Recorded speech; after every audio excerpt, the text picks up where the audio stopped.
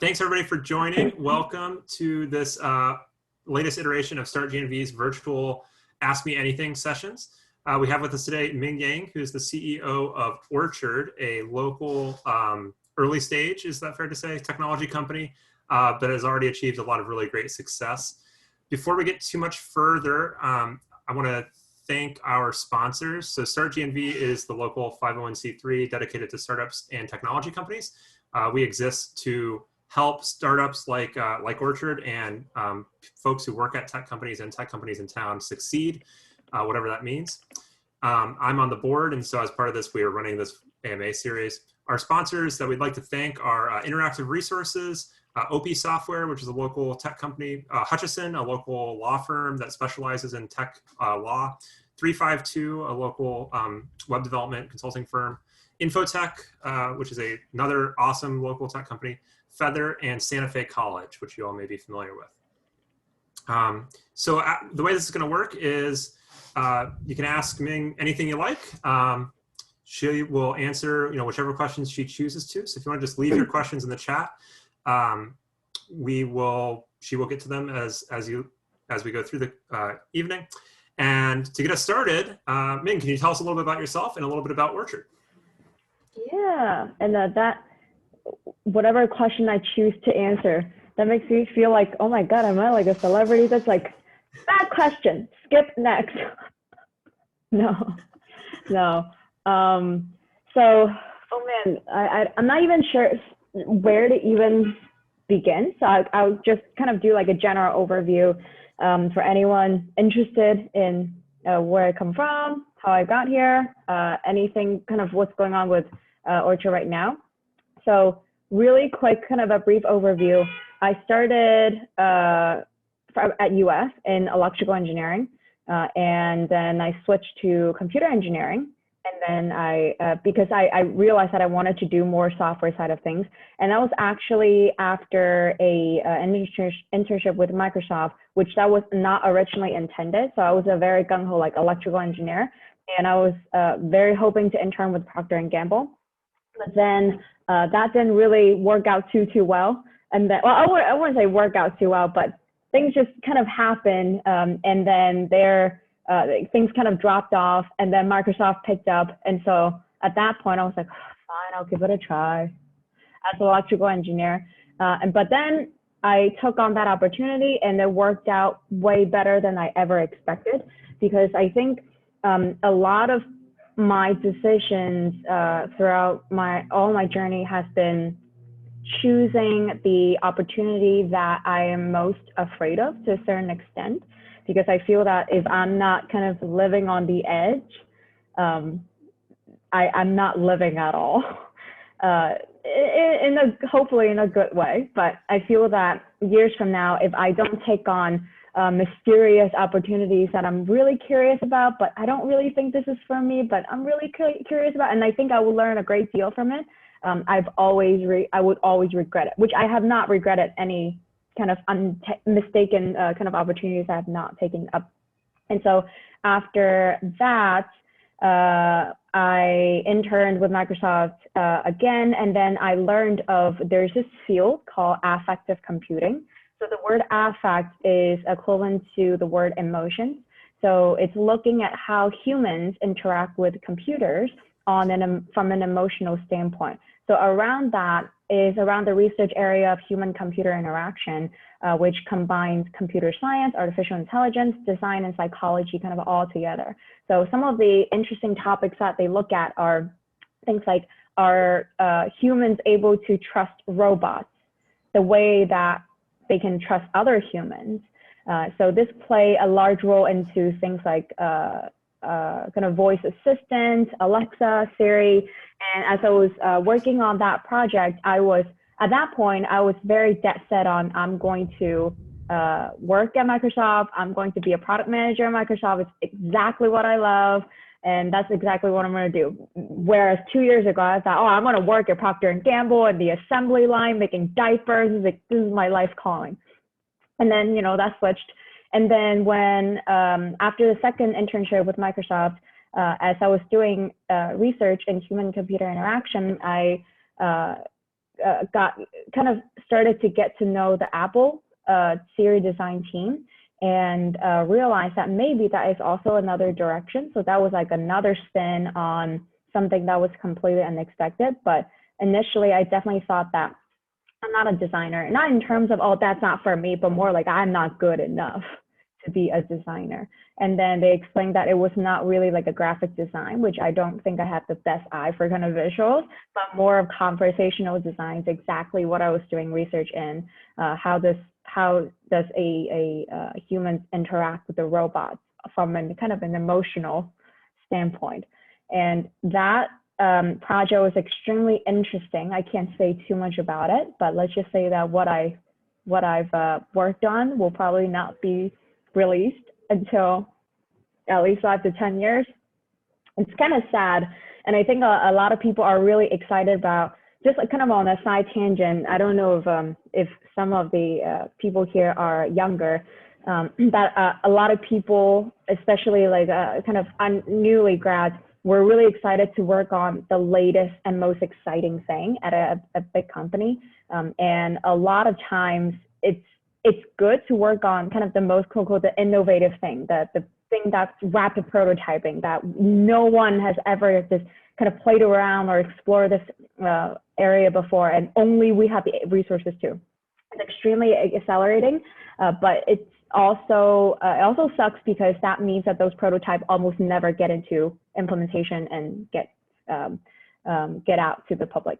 And so you do a lot of the, wow, this is so cool, but put it back on the shelf, maybe in 8 years, and then we'll look at it again.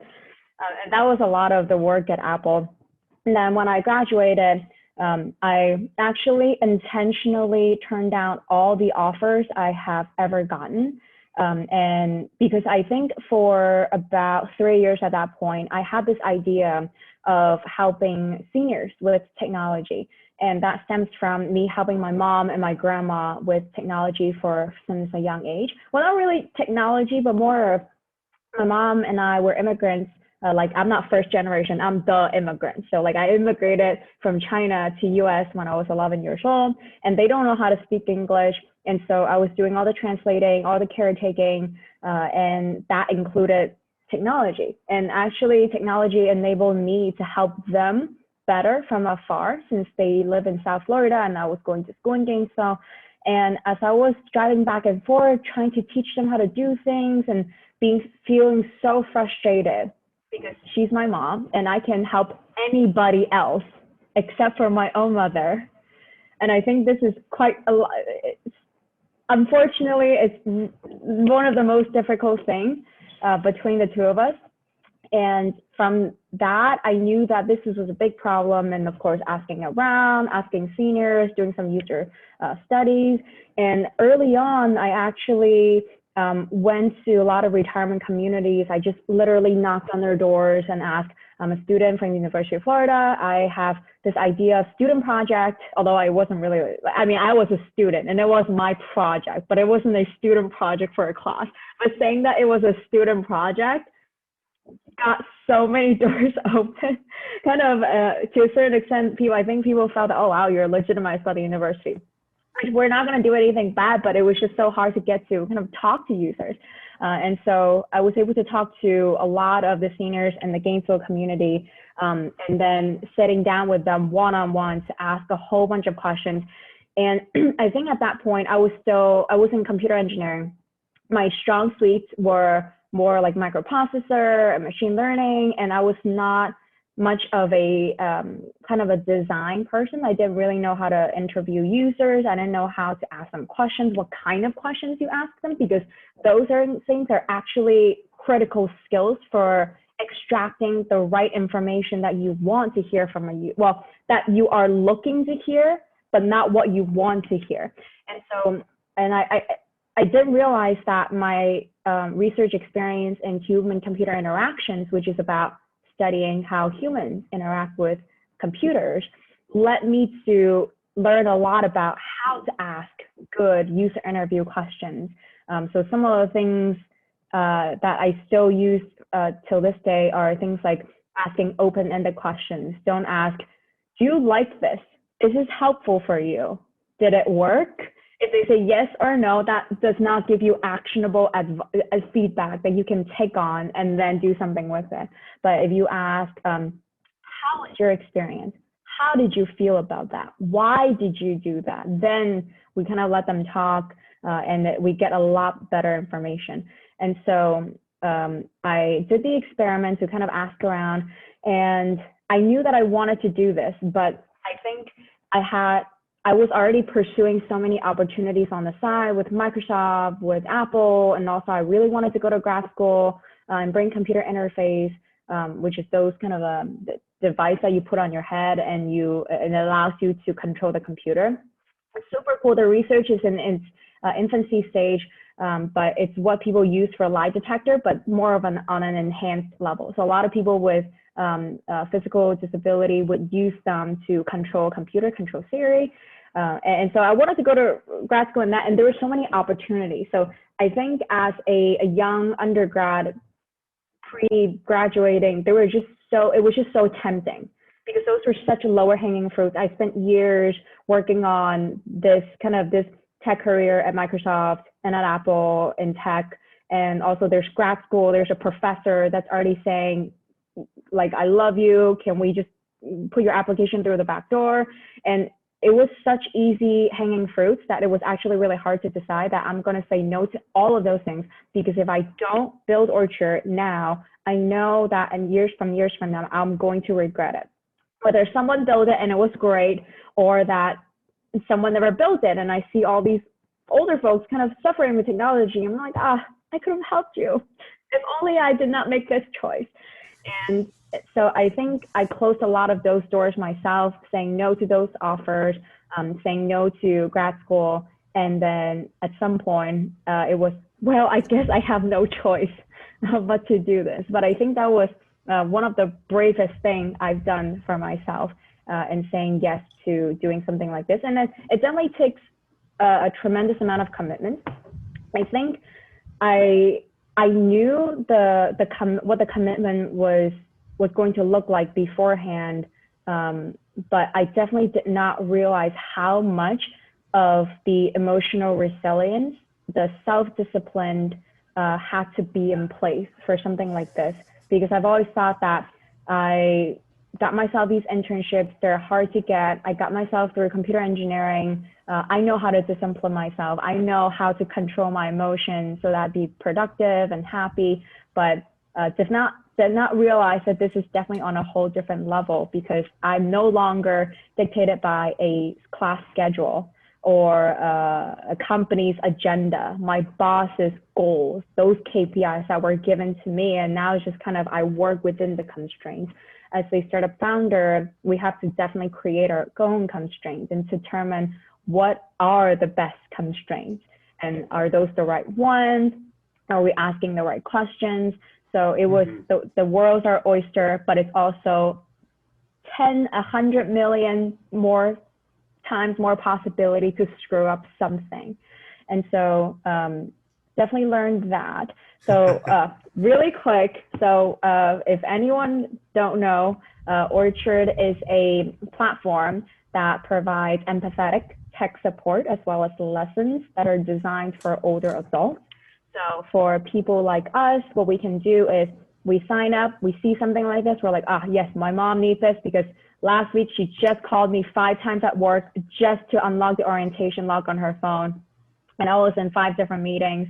And so you sign your parents up, you can let them know, hey, this company's gonna call you at 6 o'clock tomorrow. You can try an hour for free and see how you like it, so that they can help you with your OneDrive. And then we just contact them. And then now every time your mom asks you for questions or asks you to help with something and you don't have the time to, or you don't want to damage your relationship any further, you just text us and we'll get right on it.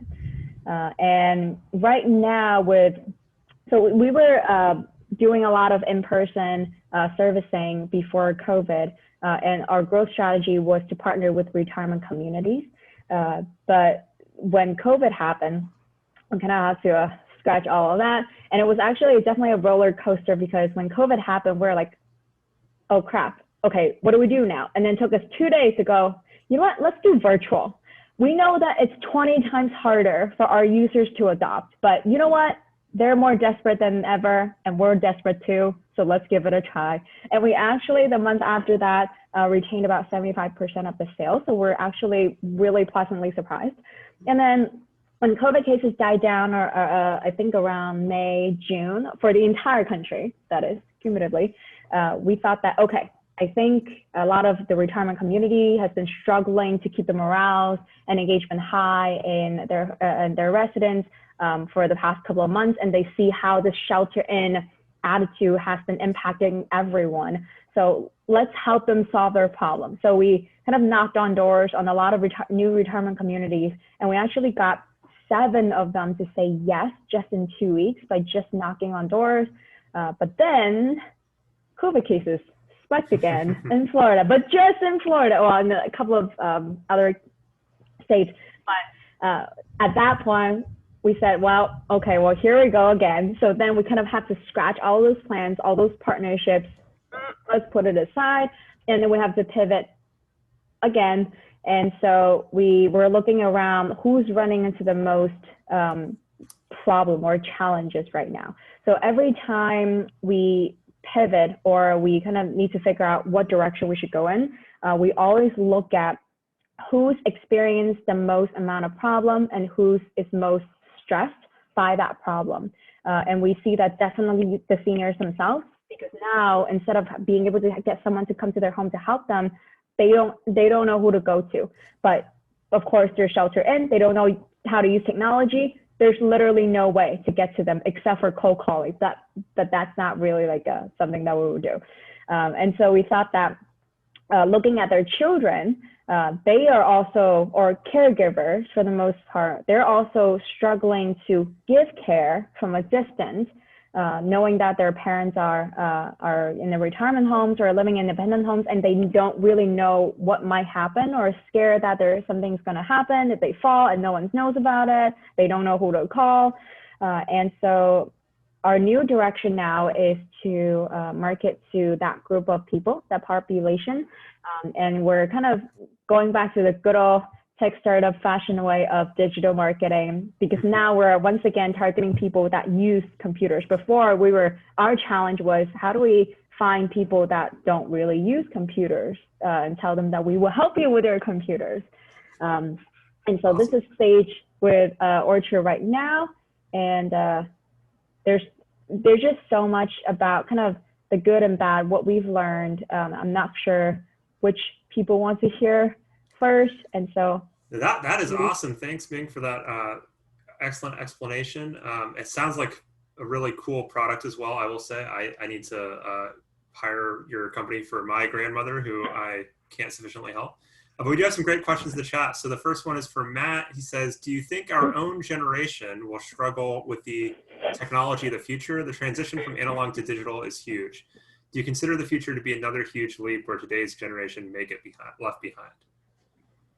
I think, hold on, if I understand that question correctly, yeah, so I think a couple of things. One, in our extensive research into our population users, we've definitely noticed that a lot of times it's not necessarily that they're not proficient. Of course, they don't know how to use the technology, but it's more of the cognitive decline, lack of memory, attention span, not able to keep track of kind of multiple items in their head, that we could be telling them something, okay, click on this button and then do this. And literally in the next 5 seconds, they forget again, and we have to repeat the same step like 3 to 4 times. And so I think cognitive decline is always going to be a big factor until we have the biotech that mixes, gives us like the fountain of youth, or Neuralink actually works, which I'm very skeptical because I did research on brain computer interface, but anyway, that's a whole different thing. So I think because of the nature of aging, that's always having someone next to us to help us process all of that information is actually critical, because I think right now, one of the biggest things that we can do better than seniors is we can scroll through, let's say we do like a Google search, and then we can see all these results, and we're like, okay, this is okay, control, click, click, click, click, let's see these 3. But then we filter out the 2 among there. That doesn't, we don't think it's going to work, but that's actually extremely challenging for older adults. They're overwhelmed by all the information. They cannot read as fast as we do and understand, comprehend as fast as we do. And then two, of course, I think technology is changing, especially UI and UX is changing at such a rapid pace that by the time that we're 75, these things are going to be like radios. Our grandkids are going to be like, oh, come on, like really, oh, here she goes again, the iPhone and Steve Jobs. Oh my goodness, here we go. So I don't know what's coming next, but I think there's going to be a lot of changes that by the time that we're a lot older, we're going to need help. And because right now, even for myself, every day we're learning, oh my God, they're building this. Oh, there's new thing coming out. Oh, there's that too. Oh, I did not know. Even people that are in tech are kind of surprised by how fast things are changing every day. Yeah, absolutely. Makes a lot of sense. Yeah. Next question is from Lauren. What does a typical week look like for you as you grow Orchard? Which also I will say growing Orchard is a nice agricultural theme. Yeah, most people they think we're some kind of agricultural tech company, Orchard. I think with COVID now, it's a lot of emailing, a lot of sitting behind a computer, really. That's really all I do at home. We wake up, we start answering customer phone calls. So we direct them to our techies. We build a system so that we take the phone calls and then we put it in the system. The techies will go to their homes or they do the virtual appointments. We get the feedback, kind of repeat. But the thing that I think we try to do is, well, at least for me, is to categorize each of what I need to do as a CEO into different days. So the context switching cost is actually extremely high for humans, not only for machines, because like in machines, there is something called context switching cost, but okay. Anyway, I get really excited about computer architecture, but for context switching, so like if I'm writing a lot of emails, I'm really in the zone, so talking to mentors and investors, I've been writing that email for all those emails for 4 to 5 hours, then suddenly you ask me that I need to look at code. Oh God, that is extremely exhausting. So I try to, as a CEO role, there's kind of like sales, relationships, investor relationships, fundraising, applications for accelerators and pitch competitions, and then also internal product iteration, talking to users. There's so many different components that I try to do them each day by itself. So for example, like today was my email day. Yesterday was development day. And I try not to context switch on a given day. And I think that's extremely, a lot more helpful. But I think our COO, he can't really talk right now because he just had some dental surgery and his face actually popped up. But for him, I think he would tell you that he answers a lot of customer calls, because then we know exactly what kind of problem they run into, what are our customers like. We can get really fast feedback from them. How did you like that? What did you not like about it? Could we get a video of you talking about it? And it's a very intimate way to get to know our users and continuing to study them while iterating our product. Cool. Next question comes from Adam. Can you talk about adding people to your team? When is it time to grow it? What do you look for in a person? How do you know he or she will be a good fit, etc.? That was a lot of different components into one. So let me go back. Adding people to your team. So this is a great question. This is a big mistake that we made early on. So it was the three of us, me, Saho, Marco, our COO and CTO for a long time. And then at some point, someone said, oh, you could have interns. You could have interns to help you, because you have their students, they will do it for free for the experience. And you could get them like now to do something, to do free things for you. Just put together a team. And we thought, oh, great, perfect. So we put together a team of 12 interns. They're all very excited. We're all very excited. And we didn't just say like, oh, we're going to get 12 interns but what are they going to do? We don't really know. We actually had projects, we had roles and very specific things for them to accomplish by the end of the semester. But the thing that we found the most difficult was, because we're so early stage, we changed things so fast, literally on like not even a weekly basis, but on a daily basis, that having a larger team is actually like the government. It slows us down because there's so many people to inform. In order to make a decision, I mean, technically we can just do it ourselves and just make that decision, but good leadership, we really should inform the team, let them know, here's your role, how it's going to change. What about now you're going to be working with him and you scratch everything that you were doing for the past 2 weeks. And those were not only difficult conversations, but sometimes conversations that were really unproductive. And it just made everyone not as happy. So we definitely were able to accomplish a great amount with a team of 12. And it wasn't that difficult really to manage, like as difficult as I think some people might think, but it definitely slowed us down in terms of allowing us to quickly prototype. In terms of full-time employee, we're not exactly there yet, so I cannot answer that question. I think for me personally, looking at full-time employees, we definitely, in terms of, we need to definitely have kind of a very concrete role that we, the three of us, cannot fill, or that one of us has been doing this for so long, and that this needs to be taken out to someone else. So for example, if there are so many customer calling that Saho cannot be, he literally is getting 70 phone calls per day, which we're not, 70 phone calls per day, and he literally cannot be doing anything besides being a call center, then we need to start outsourcing this to someone else, a full-time employee or a third party. But at this point, we're still in the phase that we need to pay attention to what we're doing, what are our users saying, what are their problems, changing, testing. So I think this stage is really best to have a really tight team of full-time people that can contribute 100%. And then when it's the time to grow, it's always the time to grow. But growing in terms of sales, not growing in terms of team. I think for going back to what I was talking about earlier with kind of adding people when things are kind of getting out of hand, it's time to grow when you literally cannot operate and continue to function without hiring someone else.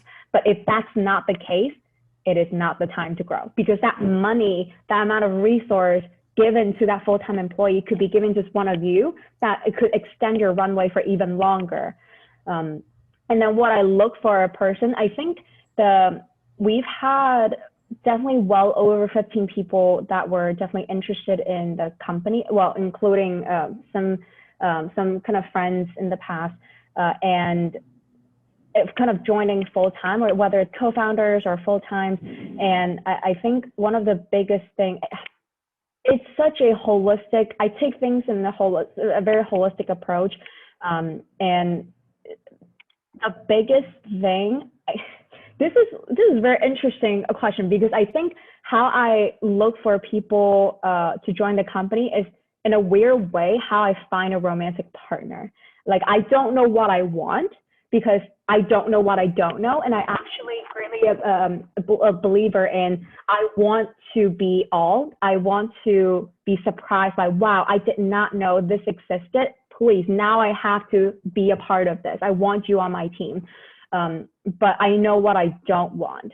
So I definitely don't want people that are arrogant, people that are not open-minded. And I think arrogance is in young professional is very difficult because we don't know what we don't know. And then that kind of, I wouldn't say come off as arrogance, but we think we know a lot, but in reality, we're only getting started. And then of course, the personality and the skill sets, whether that fit as well.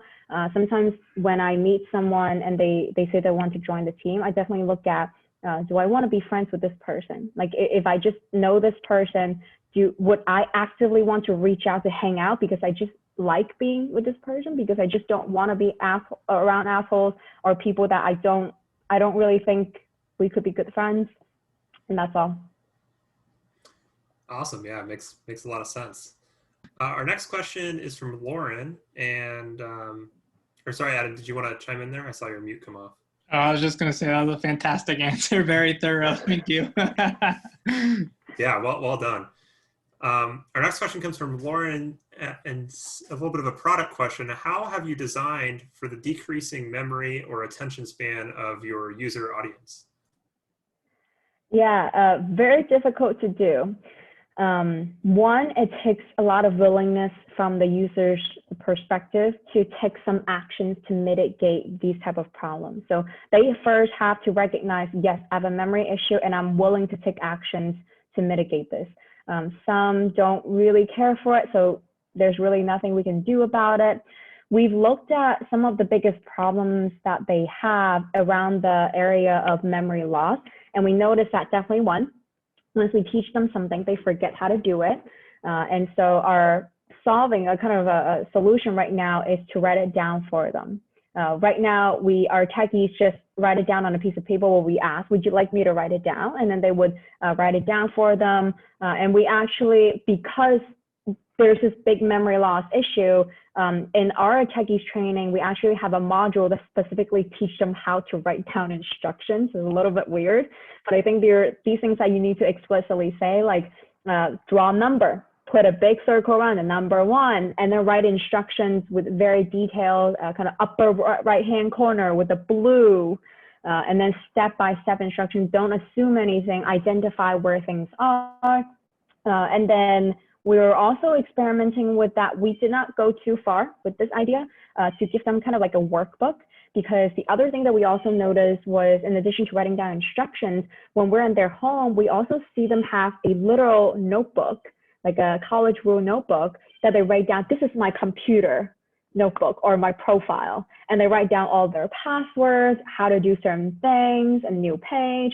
And so we thought that we could design a workbook that we could send it to all members, or they could purchase it that comes with a membership, they could write the instructions. And then in the back, it's all their passwords are. And I'm sure everyone's mom or grandma definitely have a little password book. Yeah, I know all of my grandparents have those books, so I think that's a great idea. That's cool. Our next question comes from Matt. How do you or Orchard think about going the venture-backed route versus growing the business strictly from profits? I think, so I recently caught up with a friend, and he was I'm not sure if everyone here is familiar with Aurora. They're technically a self-driving cars company, but their approach is very different than most self-driving car companies. Most self-driving cars companies, they make their own vehicles, like Google self-driving cars, Ubers, they build their own vehicles, and then like Tesla, etc. But Aurora actually built a software platform that could go in self-driving vehicles. So they sell to enterprise companies. It's a very different spin, and their power team, they recently, I think this past year or last year, raised to $500 million in their first round from Sequoia, which is Sequoia's largest investment ever. And my friend was the head of motion planning for Aurora. And he recently quit to start his own company, and now he's building a software platform,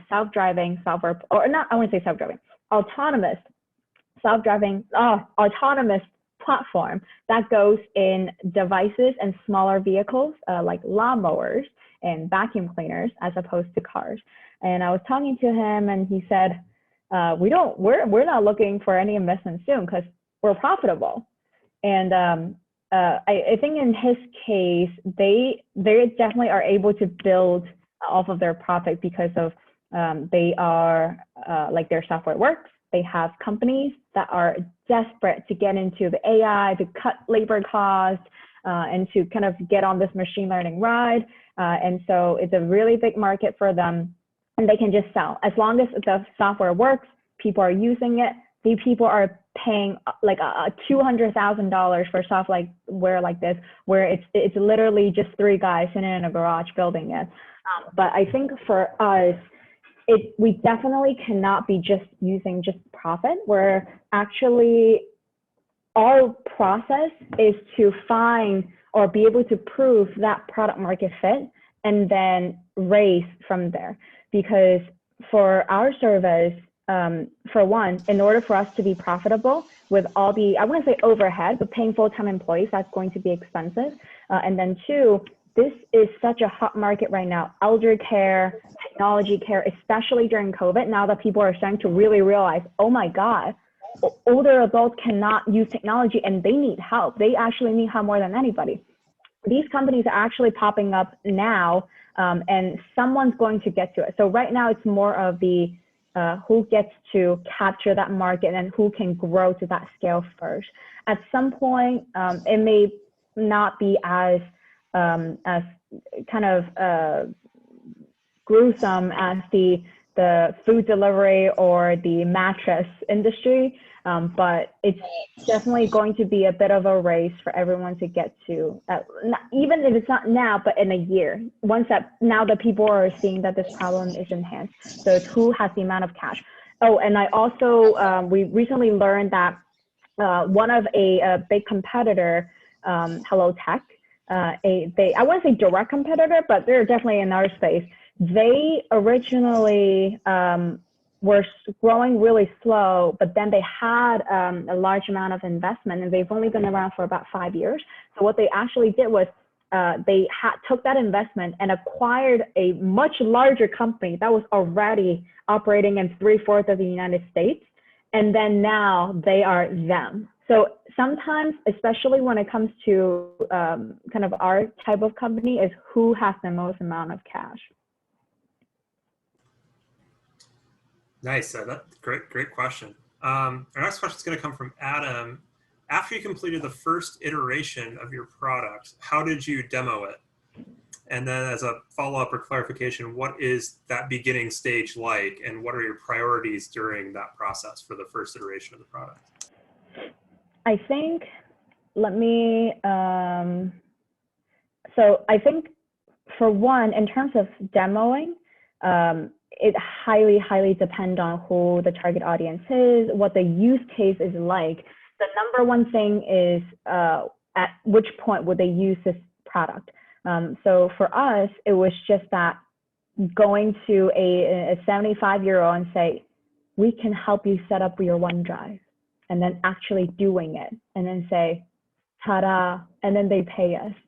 And then allowing them to talk to someone else or a senior center kind of program manager saying, oh, wow, Martha's been talking about you guys. Oh, wow, like they love seeing you guys here. Can you do more of these? Can you come back later? So I think for us, it's not so much like demoing, but we just need to just do it and people hear about it. I think one of the most interesting kind of demo that I've seen is, what is the company called? Unbound. So Unbound is a website or kind of a service that looks at your website, how it's doing, making sure it runs well, making sure it's tracking everything. And in their early homepage, I don't think they have this anymore. In their early homepage, one of the graphics that they have is usually you have the typical startup website that has really ambiguous title. Oh, we are revolutionizing the way that people eat food and blah blah blah, things like that. You're like, okay, so what the F do you actually do? And you, after going through their entire website, you still don't know what they do. So what Unbound did is they're like, well, we need to convey the idea that we make your website run faster because we're detecting all the, like, if your image is too large of a size, do we need to reduce it down? We go through all of that and check all of that for you. So what they did is they had a little animation that's like 2 phone screens side by side. One, and it's just like an animation that plays back to back. One, load the screen, and then it kind of like stopped in the middle. It cuts off the image. And then one, load the screen, boom, all the way at the bottom. And they're saying, does your website load too slow on mobile? So that was a great and amazing way to learn about, oh, wow, this is a problem they can solve for me. And so I think when it comes to demoing, we definitely learn to focus on one single use case, the most important one. What is the one thing that you can solve for your user on a very concrete level, not revolutionizing the way that they eat, but more like we make your Brussels sprouts taste more delicious. Now it's sweet as opposed to bitter. And they're like, oh, wait a minute. Huh. Okay, I kind of like that because I don't like Brussels sprouts. Then they kind of get the idea. So it really highly depends. beginning stage like? What are your priorities during that process? I'm not really sure exactly what you mean by that. Like how do I iterate the product? I think we, for the most part, at the very beginning, started with just completely asking users. Like that was what I was doing with the market research very early on. What's your relationship like with technology? How many times do you use technology per day? The very basic questions to find out to answer this question for yourself of, is this even a problem? The thing that I'm trying to solve right now, is it even a problem? And then once you say yes and say, what other solutions have you tried? And then they will give you, oh, this is who I give to, this is who I go to get help. And then we can ask, how has that worked out? What did you like? What did you not like? Did it help? Was it helpful for you? And they'll be like, no, not really, because these are all the hiccups.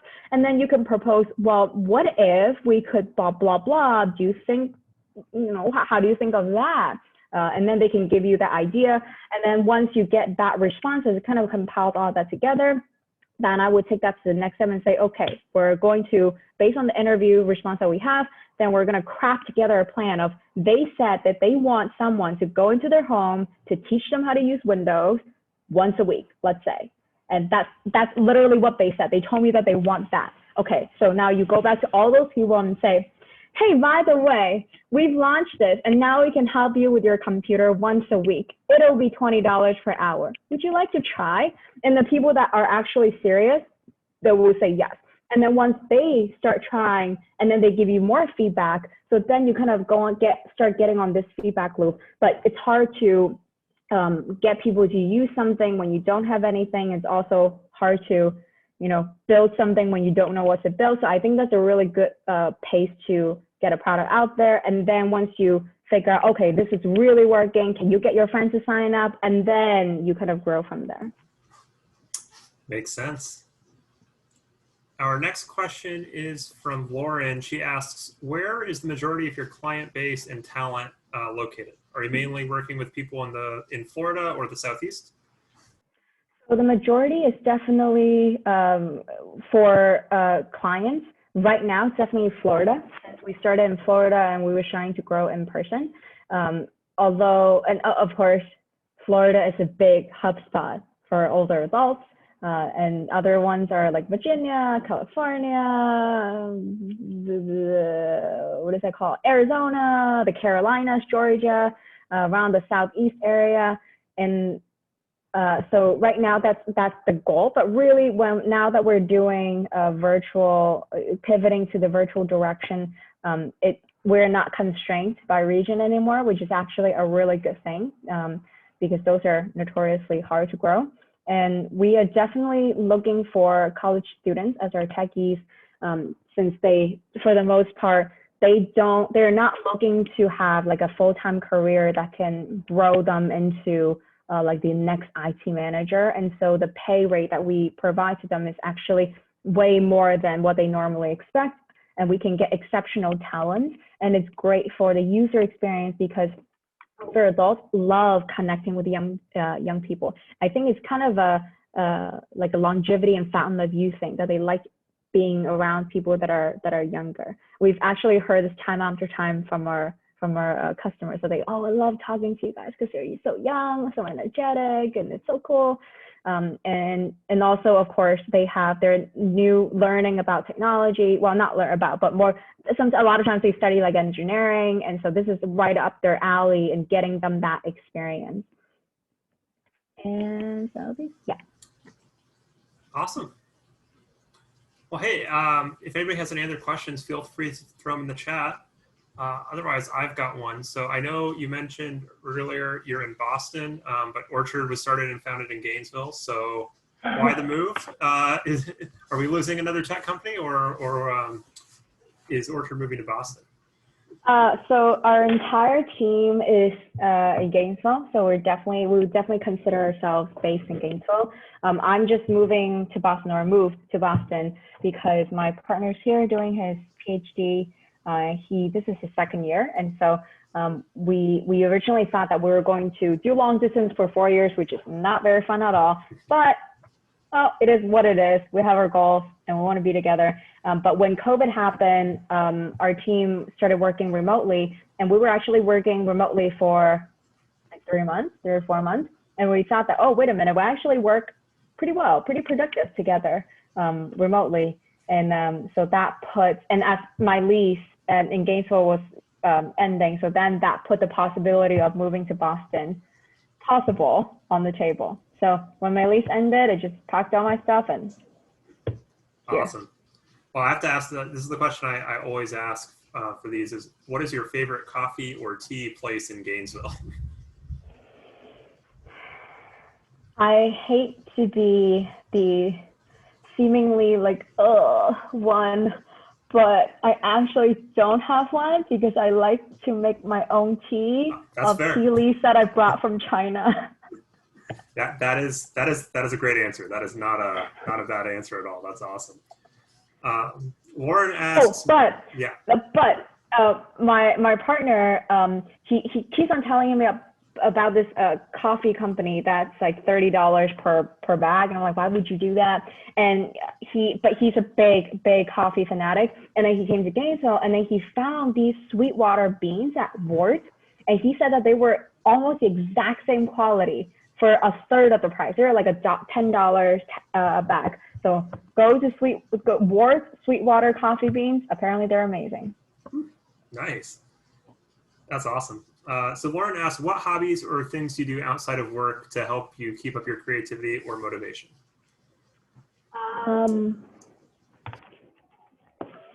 Let's see if I can move this over here. Not this one. Hold on. Ooh.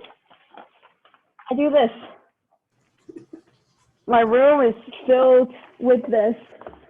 It's not as much as I would like, but I do a lot of gardening, do a lot of plants. I think it actually teaches me a lot of patience.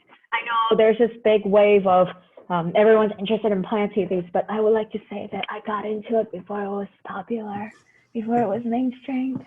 But I think when I first started thinking about my life, my career, I found that gardening and taking care of plants very therapeutic, because it was almost like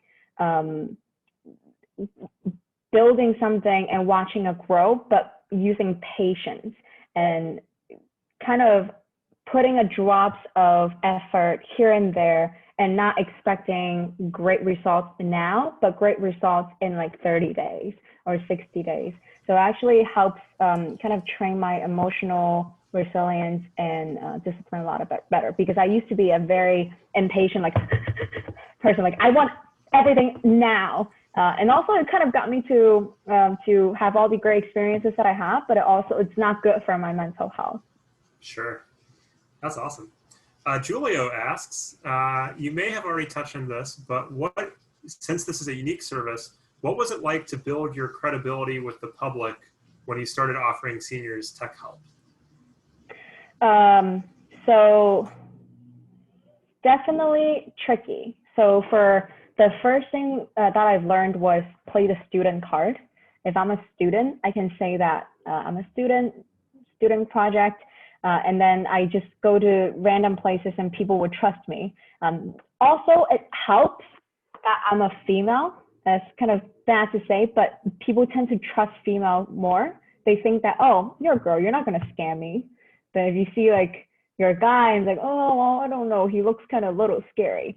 And we actually figured out that our target population, a lot of the seniors that use us are women, and they actually, one of their problem is that their entire lives, they've been told that they were not for technology, that them and technology don't really go together, and that it's their husbands that uses the computers, and they just kind of sit back. And so when they see a young woman with an engineering degree helping them with their computers, they're actually a lot more welcoming than we expect. I think speaking in there, of course, very confidently, kind of like how I presented myself, of course, is very important. But the very concrete thing that I did at the very beginning to get that 100 customers was I went to the local senior center in Gainesville. So there's a senior center that's built by both Shands and the state of Florida. It's a senior recreational center. It's by the government, by the county, and they have a lot of free programs. So it's a place that seniors go to play bingo, take yoga classes completely for free. And they know that this is the place that they trust because it's just the government. And I went there and I talked to the program manager, told him about, of course, student doing a student project, offering free tech help. Can I table here? Can I advertise the service? And when he said yes, I was able to table there, and we helped a lot of people in the senior center. And then after the kind of the free trial ended, a lot of the customers came from the senior center or heard about friends of friends that we helped at the senior center, and they said, oh, so-and-so, Marian met you at the senior center and she told me about you. So that kind of word of mouth, not only just word of mouth, but word of mouth from a government kind of agency gave us a lot of credibility. Oh, you were from the elder care center. So I think finding out what our customers value, well, not value, but who do they trust? Like, for example, for us right now, one of our biggest, the thing that we're striving to do is to get connected with AARP, whether it's to do free webinars on teaching their members how to use certain things in technology, how to keep their brain sharp during COVID-19, or writing an article on kind of what we do, what we offer, and how we're helping seniors during these times. And because the population, we realize that we are working with, they trust authorities, government authorities, certifications, associations, whereas our generation, we trust word of mouth, we trust reviews, YouTube reviews, Reddit. So we have to, I think, really learn about what our users value and then start from there. Great question, great answer. That's very interesting. That's quite awesome. Well, hey, I'll say last call on questions. Ming, I want to say thank you for taking the past hour to chat with us and share a little bit of your experiences. It's been really great. I'll say thanks again to the sponsors for Start GNV, who are Interactive Resources, OP Software, 352, Infotech, Feather, and Santa Fe College. All great organizations. You should check them out. And definitely check out Orchard as well. I know I will be, and procuring some services on behalf of my grandparents.